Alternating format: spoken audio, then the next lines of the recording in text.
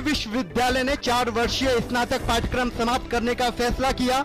इसके साथ ही विश्वविद्यालय अनुदान आयोग के साथ उसका गतिरोध खत्म हो गया है। दिल्ली विश्वविद्यालय के फैसले का छात्र संगठनों सहित राजनीतिक दलों के नेताओं ने किया स्वागत।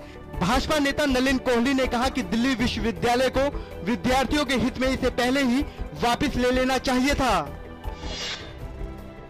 कांग्रेस नेता शशि थरूर ने कहा है कि यूजीसी और दिल्ली विश्वविद्यालय 4 साल के स्नातक कार्यक्रम को सही तरीके से सुलझाने में असफल रहे। साथ ही उन्होंने पिछले साल इस कोर्स में दाखिला ले चुके विद्यार्थियों की आवश्यकताओं पर ध्यान देने की बात कही। संघ लोक सेवा के उम्मीदवारों ने आज प्रशासनिक सेवा में अंग्रेजी के वर्चस्व और एप्टीट्यूड टेस्ट को समाप्त करने की मांग को लेकर उत्तरी दिल्ली के सिविल लाइंस इलाके में विरोध प्रदर्शन किया।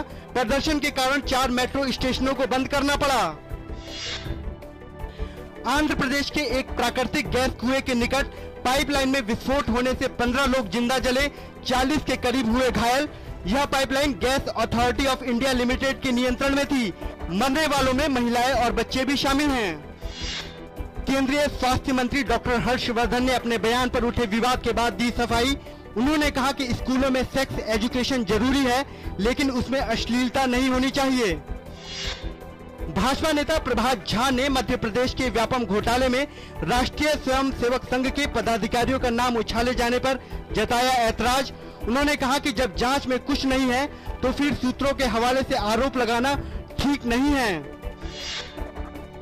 गृह मंत्री राजनाथ सिंह ने कहा है कि नक्सलियों के साथ सरकार किसी भी प्रकार की बातचीत के पक्ष में नहीं है। गृह मंत्री ने आज नक्सलवाद से प्रभावित 10 राज्यों के मुख्य सचिवों और पुलिस प्रमुखों के साथ एक अहम बैठक की। असम में कल से हो रही जोरदार बारिश की वजह से गुवाहाटी समेत कई इलाकों में जनजीवन अस्त व्यस्त हो गया है। बारिश के चलते अब तक 6 लोगों के मरने की खबर है। 3 लोगों के मरने की पुष्टि स्थानीय प्रशासन ने कर दी है। वरिष्ठ रिपब्लिकन सीनेटर जॉन मैक्केन ने प्रधानमंत्री नरेंद्र मोदी के अमेरिकी दौरे के दौरान कांग्रेस की संयुक्त बैठक को संबोधित करने के लिए आमंत्रित किए जाने की मांग की है।